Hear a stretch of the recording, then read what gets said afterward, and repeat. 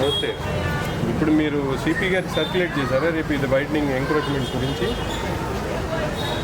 మనం ఎప్పుడు పెడుతున్నారు? కాదు, 2-3 డేస్ మేము వాళ్ళని అకామిడేట్ చేసి ప్లాన్ చేసుకున్నాము. మీరు మాకు ఇన్ఫర్మేషన్ ఫస్ట్ మాకు పాస్ చేయాలా?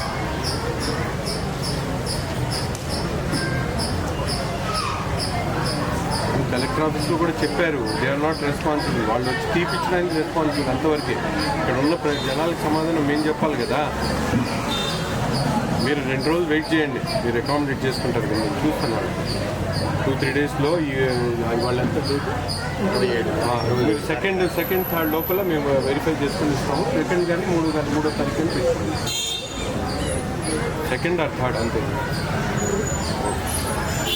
ఎందుకంటే ఆ ట్రైన్ కట్టకపోతే కుదరదు. రైల్లో వాళ్ళ స్థలం మనకి ఇస్తాం, వాళ్ళు మీకు ఇచ్చినా వాళ్ళు ఆగరు. మీకు ఆల్టర్నేట్గా ఎక్కడైనా మొత్తాన్ని తీసుకోవాలని పెట్టి 2 నెలల లోపల మున్సిపాలిటీ సెంటర్నా లేకపోతే ఇంకో స్టేషన్లో మీరు అక్కడ కట్టుకునే అవకాశం ఉంటే ఆ టిట్కో ఇల్లు హౌసింగ్ ఇల్లు తీసేసి ఇస్తాం. లేదు అక్కడ కొన్నేపాటికి సెటిల్ అయితే అక్కడికి వెళ్తారు.